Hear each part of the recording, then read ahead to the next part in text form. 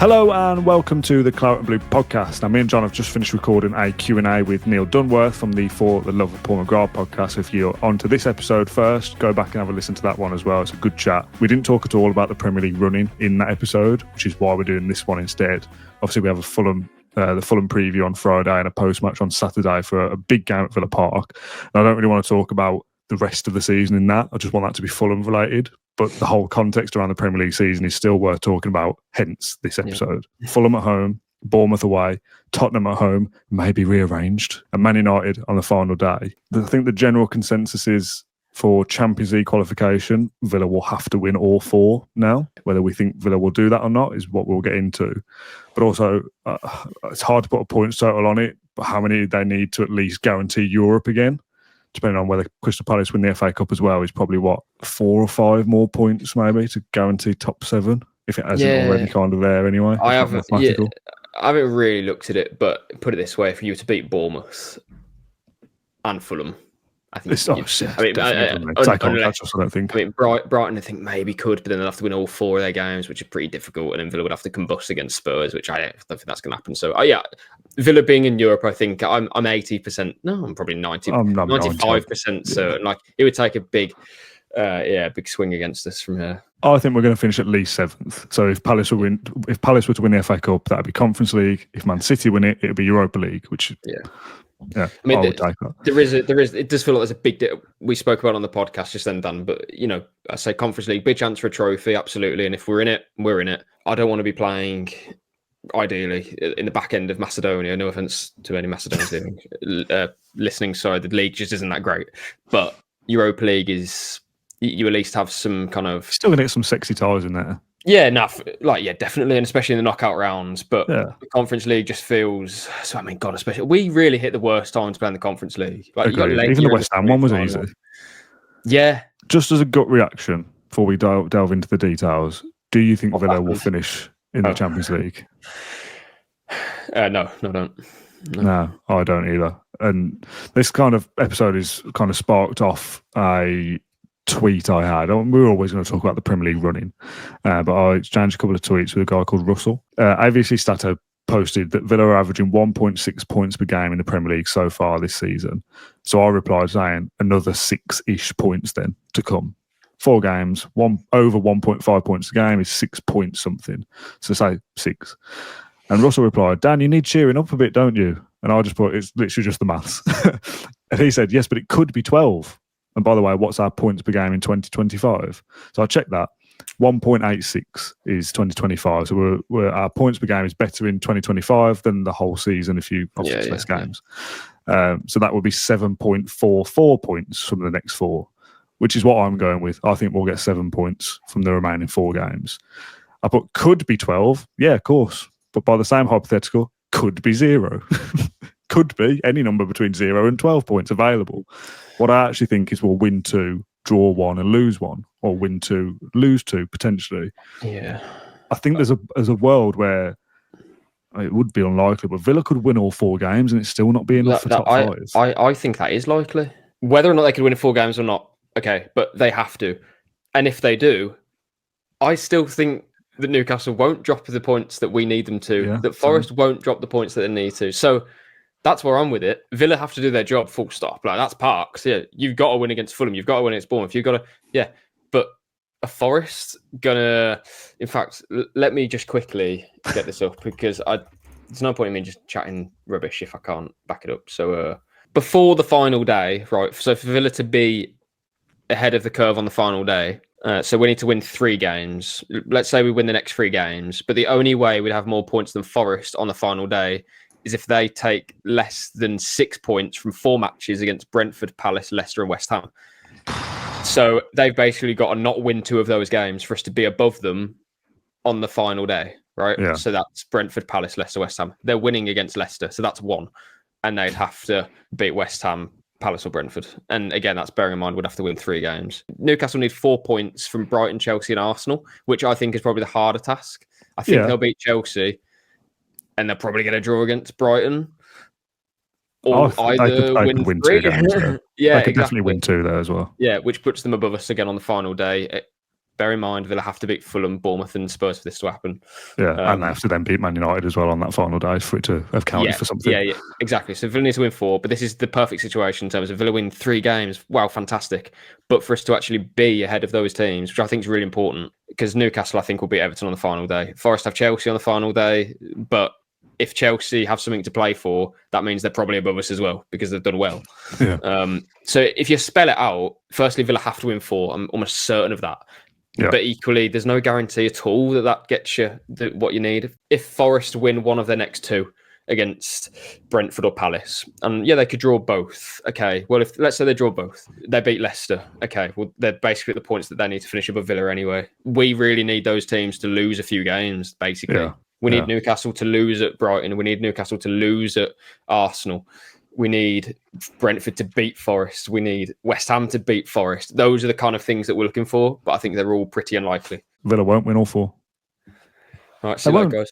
They won't. They won't win all 4. Hold on, but you did say that Villa would also get Champions League a couple of weeks ago. So things can change. Things do change very quickly. I'm not pinning that on you, brother. Just things do change. So if Villa things change. Yeah, if Villa beat Fulham and we respond after not showing up against Palace, we go to Bournemouth thinking, well, if we win this game and Newcastle, I'm not going to kind of go over it again, but we can win 4. Well, put it this way, we can win 3. Yeah. Or I'd even break it down so simply to think, if we beat Fulham, which we can definitely do, okay, that's 1. Bournemouth away is the 1. Spurs, whether they're out of the Europa League or in the Europa League at this point, we have to and should beat them. There would be absolutely no excuse to not beat them. Firstly, because if they're in the final, whether the game gets moved or not, by the way, it probably helps us if it does in terms of winning the match because it's under the lights. If they're in the final, they're resting players. They're not thinking about this match whatsoever. If they lose against Bodø/Glimt, the season's done. They're on the floor. The fans are waiting to boo them. And Old Trafford on the final day, if we have to win it and you're not got nothing to play for, why would you not back us to win it having just won the last 3 games? So I think there is definitely a case that Villa can win 4. And I know you think that as well. But it's another thing doing it. It's another thing winning at the Vitality. When Bournemouth probably need to beat us to stay in the chase for Europe. After Newcastle, I said Villa would win the FA Cup and finish in the Champions League. I don't think either of those things are going to happen now. I definitely know the FA Cup's not going to happen.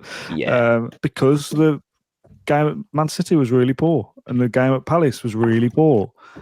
I think we'll beat Fulham because we're at home and we're good at home.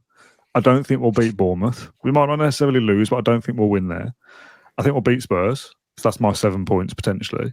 And I can just see us losing on the last day. Well, so I think by that point it won't, and that wouldn't matter. Won't mean anything anyway. Exactly, yeah. And that's why you must break it down to think home match win, Bournemouth away is just. If you beat Fulham and Bournemouth, I would be then like, okay, well, you've now, what I said before about momentum, you can't waste the opportunity of Spurs because you've just beat Fulham and Bournemouth. That you have to use that. And if we got to that stage, it then allows the players to kind of prove a point of like, okay, we're really sorry about the FA Cup, but look, we're going to go and win every game now, and maybe we sneak into 5th. Throughout all of this, I'm almost ignoring Chelsea, which is probably a bad game to play because they've got 2 really good results in the last 2. But away to Newcastle, away to Forest. If they won either of those matches, I'd be stunned, to be honest. I'm not ruling Chelsea out, but I'd like to think we can finish above them if we win 4, put it that way. Yeah. But then the other 2, Newcastle and Forest, we seriously need, we have work to do there. And I would say, even if Brentford were to beat Nottingham Forest, that Newcastle are probably the more likely team that we overcome. If I'm in, maybe that's controversial, but again, for them to win 2 of the 3 of the next games against Brighton away, Chelsea at home, and Arsenal away, that's still a good point return. They could win all 3, but Arsenal away, whatever point of the season, is still going to be difficult. They're going to have to play very well to win that game, Newcastle, and they can. So I think they probably will. Brighton away has been a bogey team for Newcastle, kind of like us and Palace. Brighton going for European football as well. They seem to pick up form in random parts of the campaign, and this is their uplift now. And then the other game, Chelsea at home. Chelsea have to win the match. So there is a world where Newcastle don't collect the amount of points they want to there. So I think that's our opportunity. The race isn't run yet, but it's hard to be positive. Yeah, it definitely can be done. Until it's mathematically impossible, you won't hear us saying, oh, it's over. Flat out, it's definitely over. I don't think we will win all 4, and obviously we have to. That's just my feeling as a supporter. I just don't think we will. But we spoke before about momentum, and I thought we'd have bags of it after Newcastle, and then we had City and Palace afterwards. You're right now that it's kind of this do or die thing, that if you do beat Fulham, it's like, okay, well, well, we've done that part. We've done a quarter of the job. We beat Bournemouth. Ooh, I would be looking around and going, okay, we've just won the two. Now we play at home again. Yeah, that what you said there, Dan, I think is really interesting. If you beat Fulham, I think that is 25% or thereabouts. If you beat Bournemouth, I think that's 70% done. More than half by that point. Do you know what I mean? You're going to beat Spurs anyway. Yeah, that is perfectly exactly what I'm trying to sum up here. If you beat Fulham, okay, big result, but yeah, you had to. Bournemouth away feels like you've done 70% of your job in terms of winning those games, almost. And that sounds ridiculous, but Spurs has to be a gimme. It really does. Yeah. It's like what you said before about like when you're already kind of taken as read in the league table. We've already beaten Newcastle. You're taking as read that we've already beaten Spurs because you have to. And Man United. You've already beat Fulham and Bournemouth. Yeah. You've already beat Spurs as well, even though you haven't played it yet. You've won 3 in a row. No, we go to Man United, you have to win, and maybe we do it. Like, by that point, maybe the momentum is with you. Yeah. But that Bournemouth one is the one I think undoes us. Well, for sure. That's why I always look at it before the final day. When it was relegation trouble, you had to look at the final day as well because those teams didn't win. Like Watford lost against Arsenal. But now you're playing with the big boys, and we're one of the big boys as well. But teams that win most of their matches, well, it's pretty not inconceivable, but everyone would be shocked if Newcastle didn't beat Everton on the final day. If City lost at Fulham when they have to get. Yeah, we haven't talked about City because I think we both expect them to win every single game. I think so. I mean, they do have a couple of. Wolves could be sticky for them at home, but they're at home and it's City, so they should win. But any other team, I think, would not want to be playing Wolves right now. They've won, I think, 5 in a row. Bournemouth at home could be tricky as well, but ultimately, you think that they will be fine. But yeah, that's kind of encapsulate my thoughts really. Fulham, you got to win. Bournemouth, that's the big game. If you're going to give yourself any chance of Champions League, you win at Bournemouth. The next 2 games, I think, just have to take care of themselves. You just take that as a read that, okay, well, you have to beat Spurs. And Man United on the final day is the final day where, well, if you have a chance to get in the Champions League, a draw won't do at Old Trafford. No way. You have to win anyway. So those final 2 games, park them, 6 points, that has to happen, and we'll deal with it. And I think we probably would if we had to. I don't know. Yeah, I don't know whether doing this episode has made me more confident or less confident in my belief of how I feel about Villa. I still can't quite see us getting the job done ourselves and then other results. I think we'll be in the Europa League. I'm pretty confident that we'll be in the Europa League. So whether 7th is the Europa League or not, I actually do think we will finish 6th. I think we will get enough points to finish in 6th. So regardless of what Palace do, that will be a Europa League place. I'm relatively confident on that. And like I said before, and in the Q&A we did, I'm happy with that. I think it's decent. You're in Europe again. It's a chance to win it. Winning it gets you Champions League. Or you finish in the top 5 next year. Kind of part of this season. It's been a good experience. FA Cup, Champions League, blah, blah, blah. Move onwards. But yeah, it's just a tough ask, and we've given ourselves a bit of a mountain to climb. If we'd have beaten Man City, again, talk about momentum, we talk about what that means for the table as of right now. A little bit less work to do in the Final Four. Maybe you can lose on the final day or something. It doesn't matter, like Palace last year. But it's a big ask. It's a really big ask. We throughout the season we always we talk about it, and I don't know if people were joking us at the time or they're actually annoyed about us listing how many points we are away from the top 5 or whatever, and that's fine. I'd never take anything too seriously, but we knew at the point in which we had fallen off a bit of a cliff, and we did the video basically saying like, we don't think Villa are going to get near Champions League right now because they need to go on an astronomical run of form compared to what they can actually get, and we dropped like I don't know how many points, but it was a few, and we hadn't gone on that run of form since some point in the first half of last season when we won, what was it, 9 or 10 games or 10 of 11 even in all comps. No one saw that coming, and now here we are. We know if we don't get the Champions League why we haven't got it. Equally, that's also why I'm sitting here thinking I'd back us to win 4 games, because this team has this weird thing where as soon as you start doubting them, they go and this is a run of form that you're looking, there's so many greens and you're like, well, actually, what the hell? Like, this shouldn't, no one expects this. I mean, I've been called up in every podcast over the last few weeks saying, oh, you wrote us off, don't you look stupid? I'd love to look properly stupid by the end of the season. Of course I would. I'd love that. But the point here, and this is why we're doing this video, is Villa could still do their job and it not be worth anything. And that is because they dropped 4 points against Ipswich. That's because of other games and because of their form when they conceded late against Brighton, relatively late against West Ham. If you won those games, if you didn't concede that free kick against Bournemouth and beat Ipswich twice, which we absolutely could have, 4, 5, 6 points better off, would be, where would we be? 3rd? It's ridiculous. And those are the fine margins. And that's why I'm not going to talk about the semi-final because that was the semi-final and we didn't show up. There's no forgiving that. But in other games when people question something or a tactical decision or this, that, and the other, yeah, you can do that. But ultimately, we know where this season was won and lost as such. It was earlier through little minor things, little details that we didn't quite get right. And those are the fine margins, really. So that's why it's difficult sometimes to kind of be overly critical when we know we're actually so close to being a lot better.